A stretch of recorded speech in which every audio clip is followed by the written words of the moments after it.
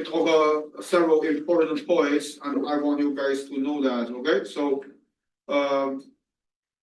how can you check the validity of your measurement, and so this kind of things you need to know how to do that. As I said in our final exam, I might give you a hypothetical experiment, and I will ask you guys to do this and follow by following which the ASTM protocol, and finally on how to check the validity of your measurement. So today we are going to move on to next chapter, and this is the fatigue crack propagation. We talk about the fracture mechanics. We talk about the fatigue. So maybe you guys have already know the fatigue, right? So what is the fatigue? Fatigue means that you know fatigue, right? Who do not know fatigue, please use your hands.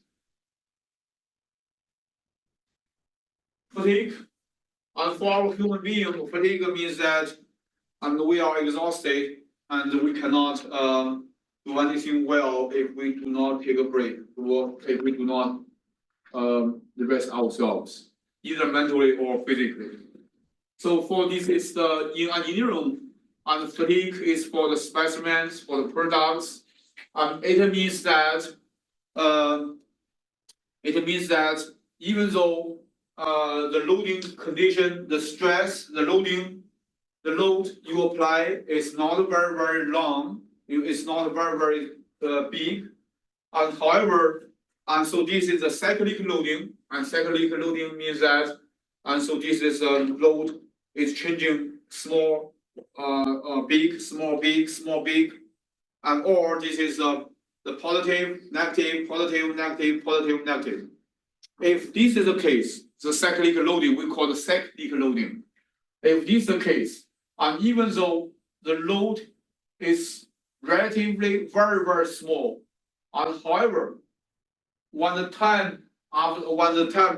time evolves, and so finally your specimen will fracture because of the fatigue.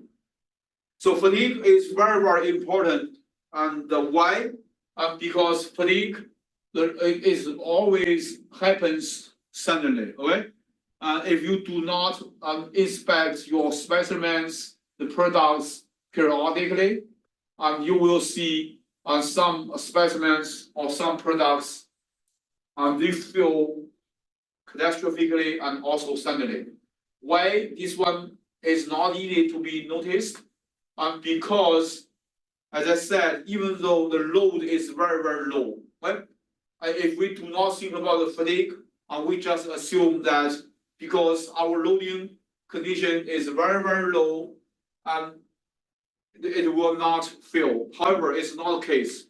As I said, as long as you apply the cyclic loading, as the time goes, finally it will fail. So even you can about 90% of failure of machines and structures are due to the fatigue. They are very dangerous because load levels are very low and little warning sign. So here are two approaches for the fatigue analysis. Our first one is called SN diagram, and second one is called fracture mechanics. Who know what is the SN diagram stands for? Dylan. Stress and like the number of cycles. Yeah, stress and number of cycles, and we have learned this one. So this is the number of cycles. So this is the stress. So for this is for ferrous metal, that means ferrous ferrous metal alloy means that it contains ironic. It contains iron.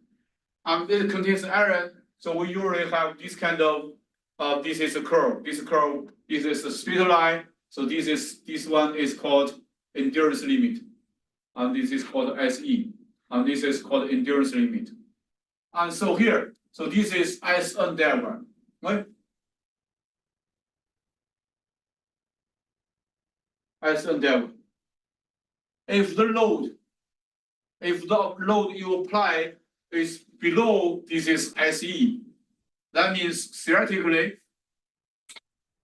and your specimen will never fail. Theoretically, I'm just for theoretically, but practically it is still fail because there are a lot of defects, right? You guys agree? So here we use this is a straight line, and to just given a stress level. So suppose given a stress level, we draw a horizontal line this way, and then we draw a vertical line this way. So this will be the number of cycles corresponds to fill corresponding to this stress level. And vice versa, if we have a number of cycles, we want this specimen to fill at this number of cycles, and then we can use this way to calculate the corresponding the stress level. So this is SN diagram. SN diagram is empirical. Empirical means that it is not accurate. Right? However, it can give us a big idea on how well our material, our specimen behaves. And then we talk about the fracture mechanics. The fracture mechanics. So there is one important concept is called similitude in fatigue. So similitude means what is similitude in this context? It means that when it applies, provides theoretical basis for fracture mechanics, and similitude implies that the crack tip conditions can be uniquely described by a single loading parameter. For example, the stress intensity factor. Now you know what is a similitude, right? Yes? Similitude means that the crack tip condition can be uniquely described by a single loading parameter, such as the stress intensity factor. In the case of the stationary crack, two configurations will fill at the same critical K value, provided an elastic singularity zone exists as a crack tip. So you should know what is its similitude. Similitude means that we can use one single value to describe the crack tip condition. Also, for example, here.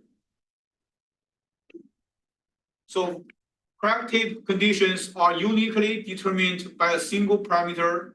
For example, we use a stress intensity factor. So you can see here, okay, this is the figure, specimen and the structure one.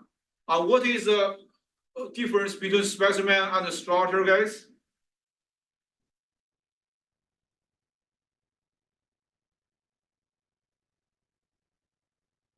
Bobby? I know specimen is a specific geometry with a specific load. And Yeah. Structure. Not sure. Yeah, structure.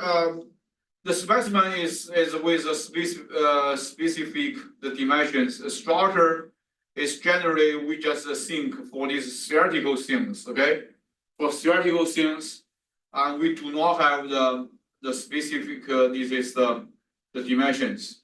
So for specimen one, for structure one, if we have the same loading condition, you can see we have K minimum and K maximum for specimen one, and K minimum for K maximum for structure one. Okay, as long as the loading conditions are the same, so this is specimen one and the structure one.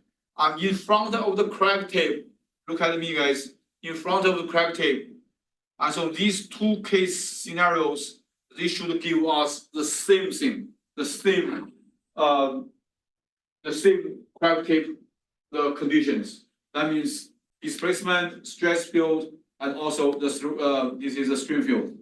So as long as this is two guys, and they have the same stress level. And we have this is concept. Delta K is a K maximum minus is a K minimum. And we also have this ratio and K minimum divided by K maximum.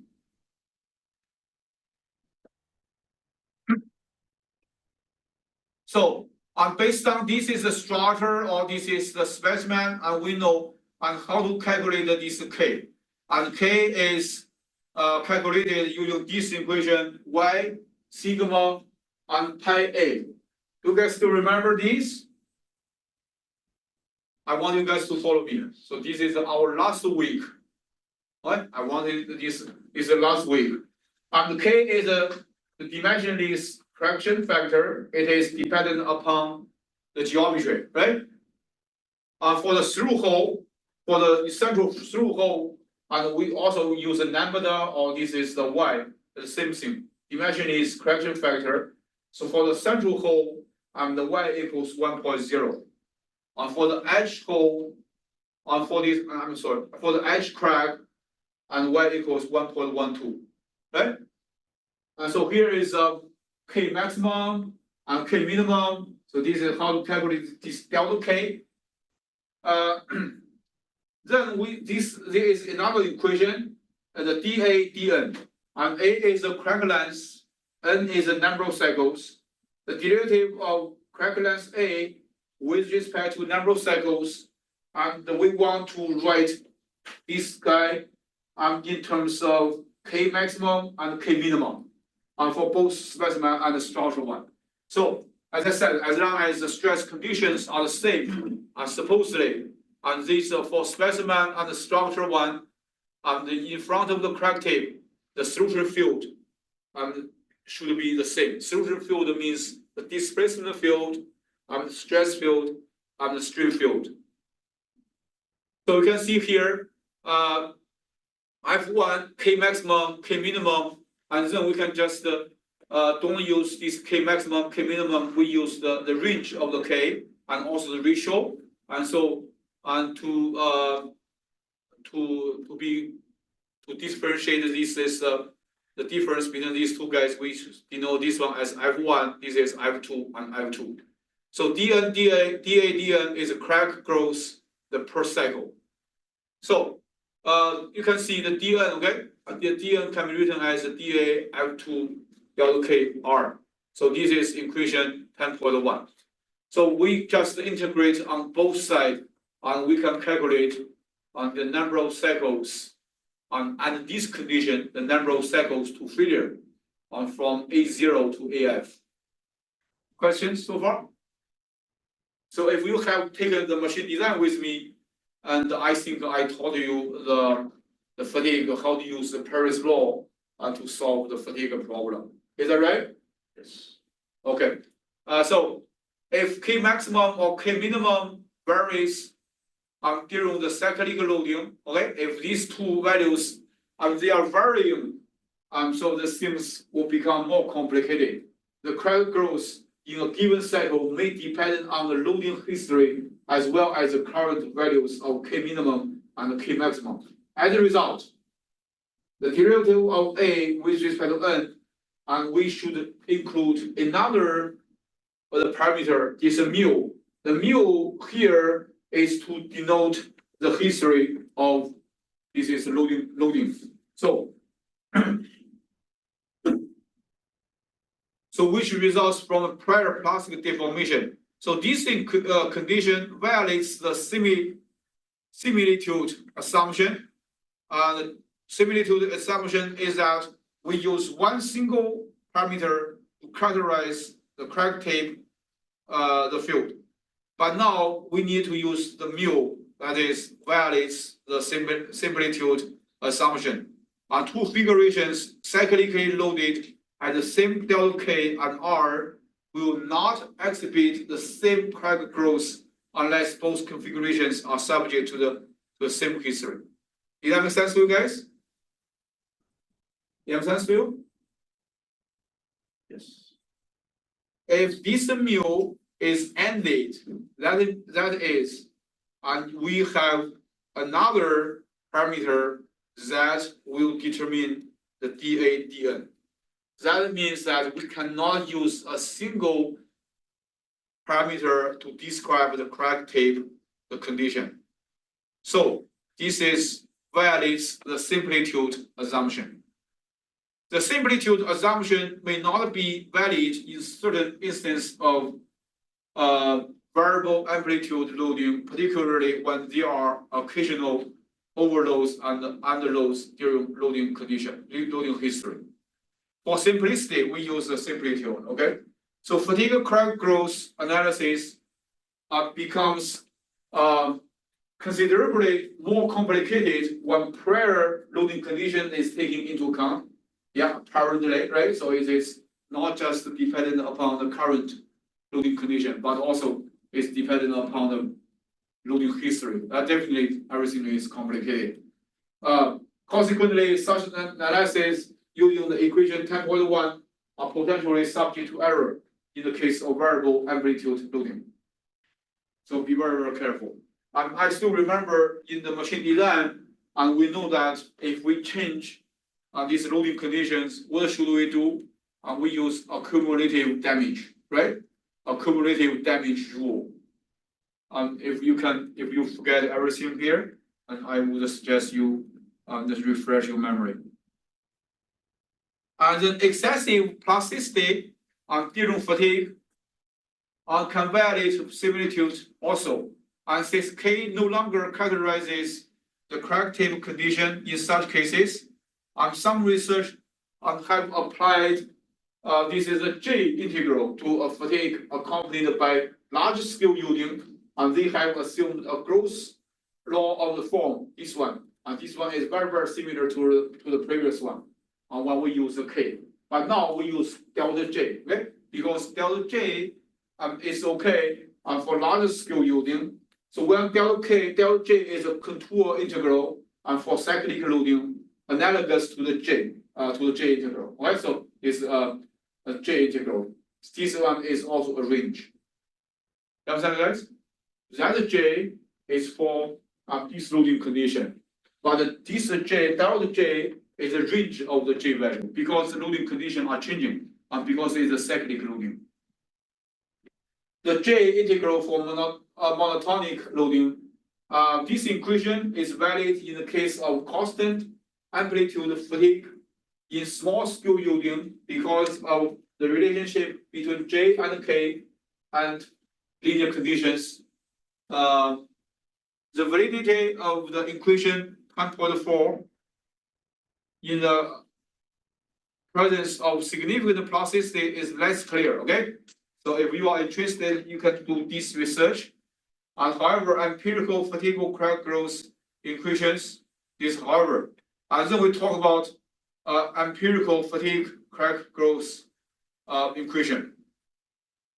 And we know that, so this is a figure, is how the fatigue occurs. At the very beginning, we have 3 stages. At the very beginning, and stage 1, the stage 2, and the stage 3. For the stage 2, so this one for stage 1 and the fatigue, the crack grows very, very slowly.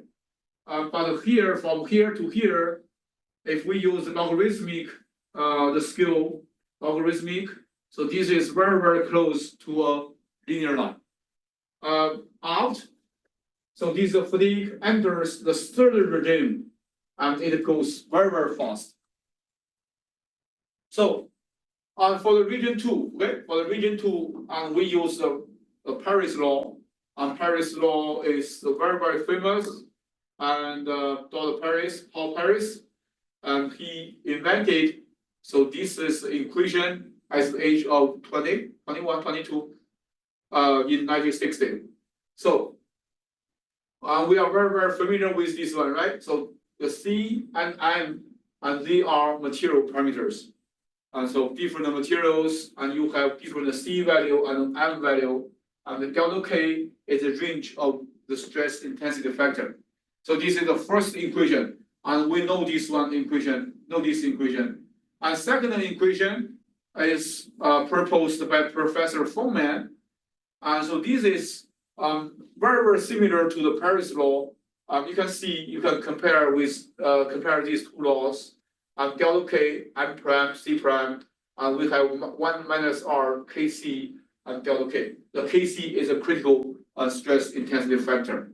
And so this is Professor Fongman's the equation is okay for regime 2 and regime 3. Which one is the third one? So this is the fatigue grows very, very fast. But for Paris law, we only focus on the middle range. And also there are two other genii on Lesniel and Lucas, and they proposed this equation DADN delta Km minus delta KTH, and delta KTH is a threshold, and the threshold the delta K. Right? So threshold delta K, this delta K is also determined experimentally. It is a material parameter. So for this one, we have C and delta KH as the material parameters. And Donoghue also is very similar to the Lesniel and the Lucas equation, but here we have C, and also here is another delta KTH also. So this guy is determined experimentally.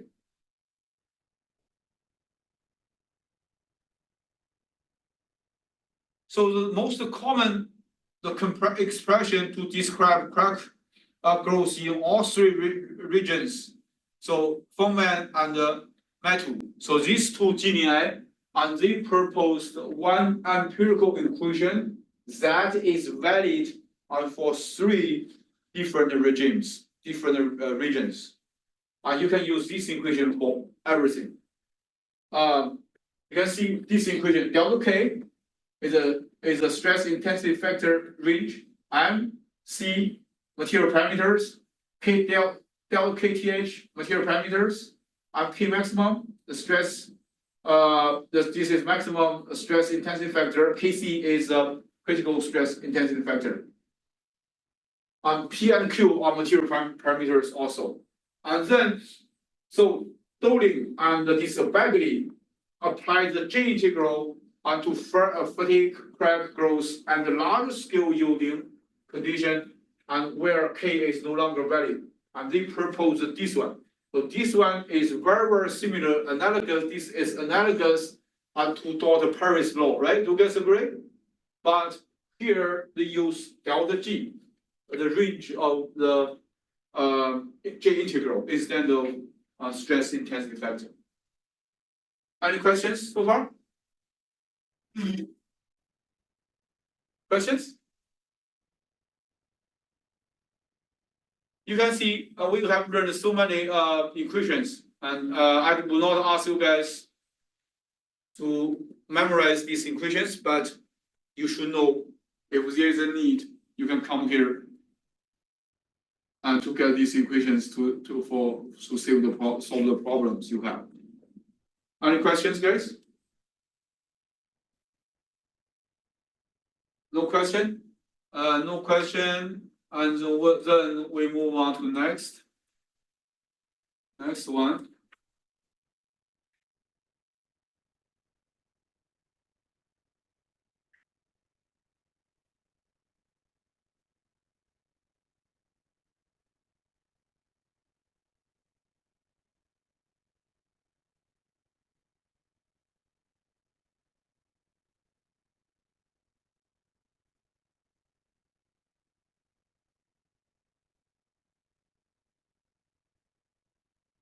The next one is important. Okay, the last one. I want you guys to know some conceptual things. Because I don't want to test your understanding of the equations. I want to test your understanding of these conceptual things. Okay, first one is a crack closure. Is a crack closure. So what is a crack closure? You can see here. So this is displacement, this is load. So this is a crack, the stiffness of cracked specimen. So this is uncracked stiffness. And you can see at the very beginning, and even though I have the crack or cracks on my specimen, But at the very beginning, so this guy behaves just like there is no crack, right? So this is kind of counterintuitive, but actually it is the case. When we check the load and displacement curve. So why it has this one? We call this is one concept called crack closure. So Elba, the Professor Elba in 1970, as many years ago, 54 years ago, right? So half a century ago, the Elba accidentally discovered that elastic compliance, okay, so the stiffness of several fatigue specimens as illustrated here. So even though it has cracks, but when Professor Elba did the experiments and for the loading and the displacement curve, and at the very beginning, so these specimens just behave like they do not have any cracks. And then Elba found that at high loads, the compliance d delta dp. Okay, I told you guys, compliance is a reciprocal of stiffness. Did I tell you guys? Yes. Okay, so compliance means that how easy it is and to be deformed. And stiffness is and how easy, not how easy, how difficult this guy is to be deformed. So the compliance and the stiffness, they are reciprocal to each other. So the compliance agreed with the standard formulas for fracture mechanics for high loading. And however, for at low loads here, at low loads, if the load is low, the compliance was close to that of uncracked specimen. You can see, and based on this figure, so this is one figure, one curve, stiffness of cracked specimen. So this is dotted curve which is straight line is uncracked stiffness. You can see if the load is below this critical value, so these two curves, they are coincidental to each other. They are the same, right? So that's the reason at low, he found that at low loads, the compliance was close to that of the uncracked specimen. So this is called the crack closure. Elba believed that this change in compliance was due to the contact between these two crack surfaces, and loads that were low but greater than zero. Right? So this is a crack closure. So the second, the figure 2. So this is the figure B, illustrates the closure concept. You can see here. So this is my cyclic loading, K maximum, K minimum. So however, because I have this crack closure, and we need to introduce another concept, KOP. OP means opening. So from here to here, it is because of crack closure from here to here, the K will not affect the crack growth. So as a result, and so this Elba introduced K effective, delta K effective. So this delta K effective is the difference between the K maximum minus KOP. What? Did you guys see the difference? KOP is different from the K minimum. What? K minimum is that the K minimum value for corresponds to the minimum loading condition. But however, there is a crack closure here. So that means if the K value is lower than some threshold value, here we call KO, and then the stress, the K range will not affect. That's the reason we just introduce KOP, and then delta K effective equals K maximum, which remains the same, minus KOP. And we know that K effective and will be less than the delta K. Do you guys agree? And delta K equals K maximum minus K minimum, but delta K effective equals K maximum minus K op. And the K op is usually much higher than the K minimum. It's good?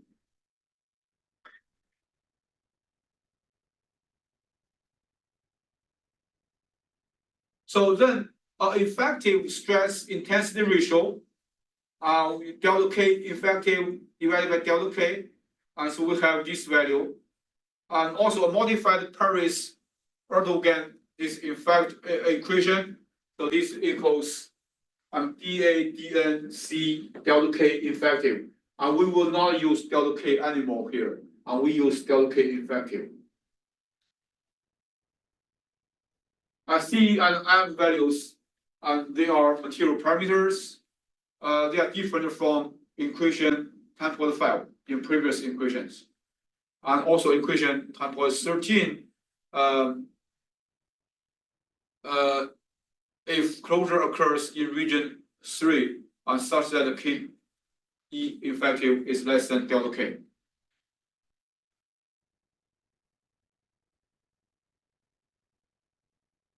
So numerous researchers have confirmed that crack closure does occur during fatigue crack propagation.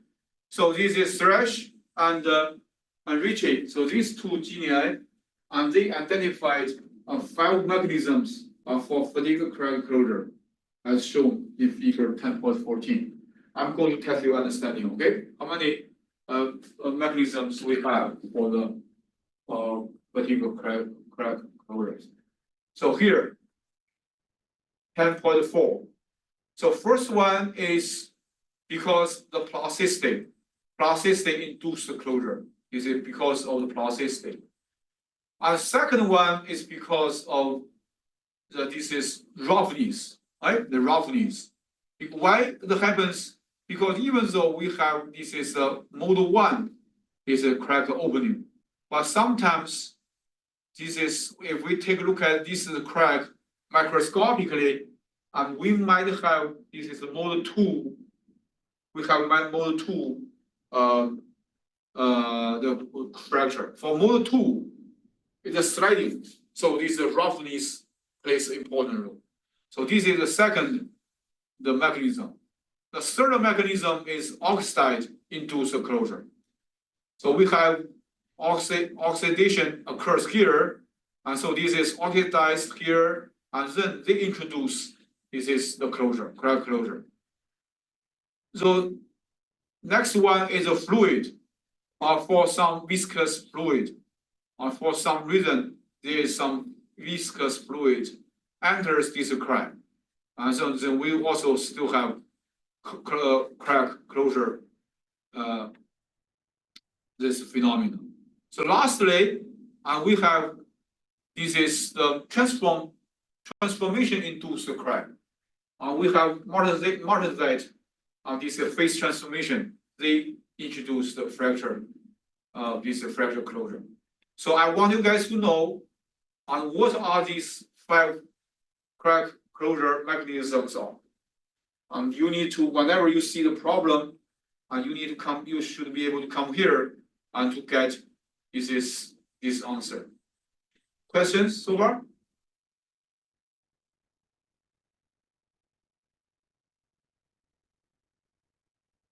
Okay, then we talk about this is the mechanisms one by one. So first one is plasticity induced closure, plasticity. So results from the residual stress in the plastic weak. Residual stress means that it's a plastic deformation, right? So these 2 genii, Budi Ansky, and this is Hutchinson applied is a Dugdale Barenblatt strip yield model. We know strip yield model, right? What is the strip yield model? You just assume and you apply this is the residual. You apply this is the yield stress to see how much energy you need to close that crack. Then you use this energy, and you know that So this is the how much energy you need to open that crack. So this is called a strip yield model. And they found that residual strength in the plastic wick, okay, causes the crack faces to close at a positive remote stress, this is two crack surface to become closer. So James and Knott performed experiments that provided compelling evidence for plastic cystine induced closure. They did experiments. And they grew a fatigue crack, right, in a standard specimen and use EDM. Do you guys know what is EDM is? What is EDM?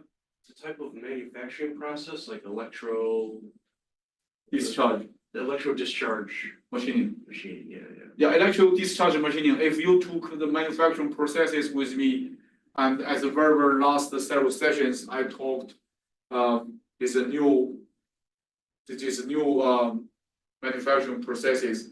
We use EDM. If they use EDM to remove a small amount of material from the crack face, up to a 0.5 millimeter, only 0.5 millimeter front of the crack tip.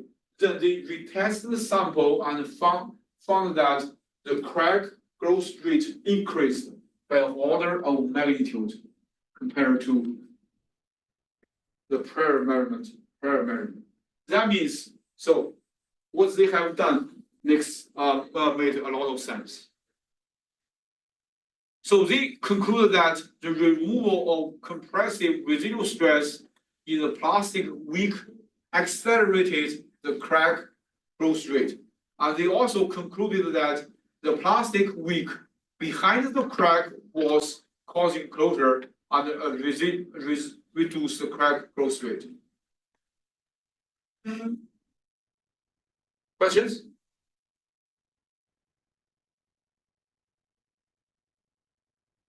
So this is our first one. The second one is the roughness induced closure. So roughness induced closure, it is influenced by the microstructure roughness, and also the fatigue cracks propagate in pure mode 1 condition. Just assume pure mode 1 condition. On a global scale, the crack deflection due to microstructure on heterogeneity can lead to mixed mode conditions on the microscopic level. And when the crack path deviates from the mode 1 symmetry plane, not go this way, okay? Either go this way. The cracks is subject to mode 2 displacement. And you can see at 10.4, the B, the shows. And these displacements cause mismatch between upper and lower crack surface with roughness, which in turn results in a contact of crack faces at positive load. Coarse-grained materials usually produce a higher degree of surface roughness in fatigue and the corresponding higher closure loads. So this picture, this photo, figure 10.5 illustrates the effect of grain size on fatigue crack propagation in 1018 steel, right? And as the lower R ratio, there are two ratios, and where closure effects are most pronounced, and the coarse-grained materials has a higher delta KH due to a higher closure load caused by greater surface roughness. So when you compare this R.1, R.2, they are two, and also have coarse grain and it's a fine grain, and you can see the difference. Note that the grain size effects, effects disappeared when the data are characterized by delta KEH. So be very careful about this. And if you look at this figure very closely, and you will learn a lot of things. Any questions regarding this is the roughness induced closure?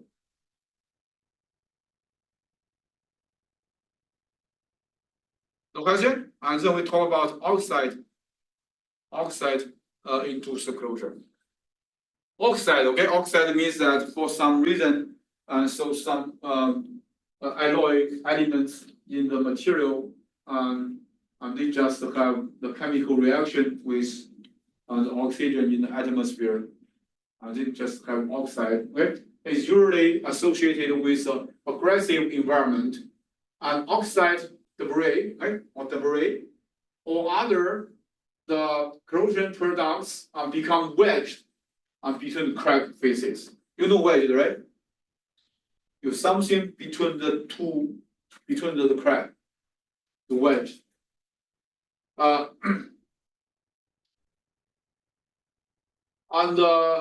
So become wedged between the crack faces.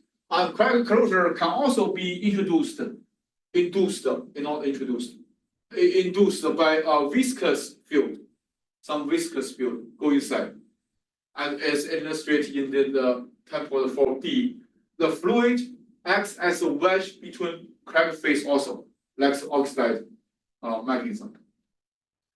So the fifth mechanism which is shown in figure 10.4E illustrates a stress-induced martensitic transformation as the tip of the growing crack that can result in a process zone weak. Residual stress in the transformed zone can lead to crack closure. The relative importance of the various closure mechanisms depends on the microstructure, yield strength, and environment.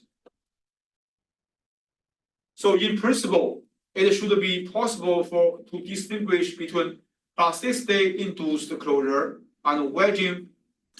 It is a reduced closure by observing the load displacement curve, as shown below.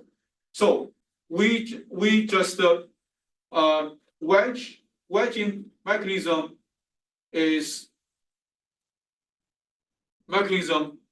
includes roughness, includes corrosion, includes a viscous fluid induced structure. So this is wedging, right? So you can see, look at these three figures.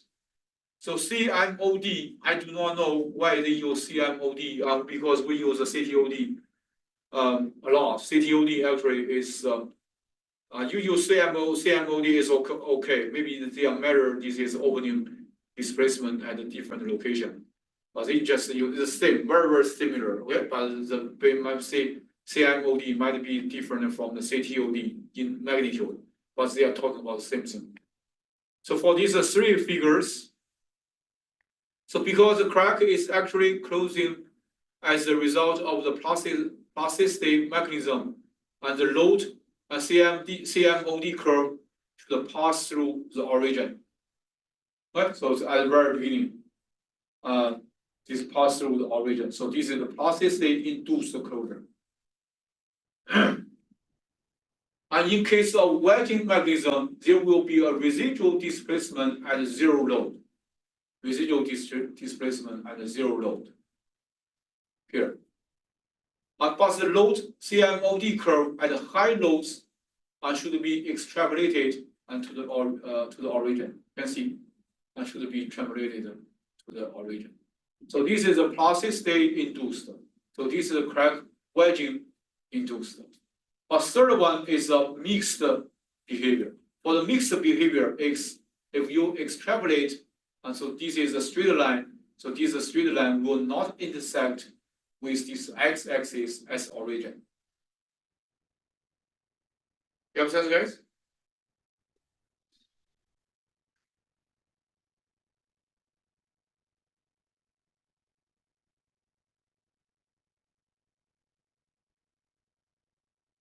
Okay, guys, we have 2 minutes.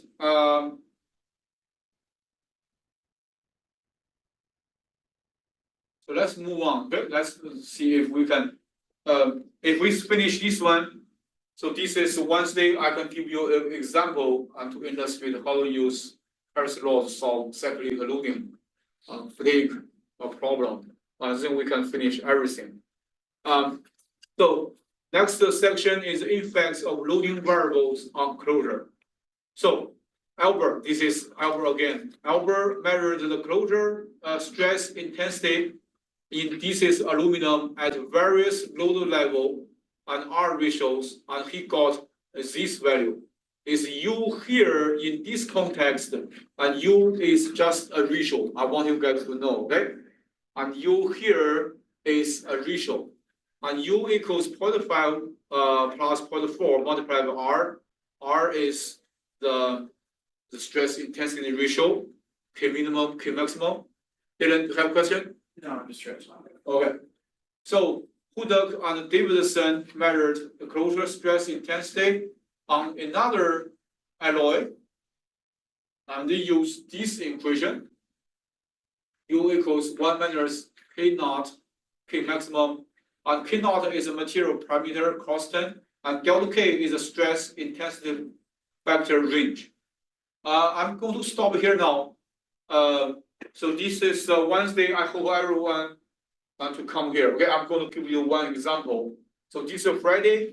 After we finish this example on this Friday, we will not have class. However, during the class session time, I will be in my office. If you have specific questions, and you are welcome to talk to me. All right, Bobby. When will the final exam be? And it's take-home exam, right? Yeah, take home. We will talk about this Wednesday. Okay.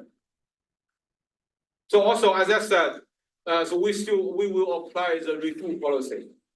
So first you do the first try by yourself, and to see how well you perform, and then I give you a second chance, and so you can just redo the problems you have lost the points on, and then I can give you 50% the points back. Okay, everyone, I will see you this Wednesday. Next day, it is the road is very, very slippery. But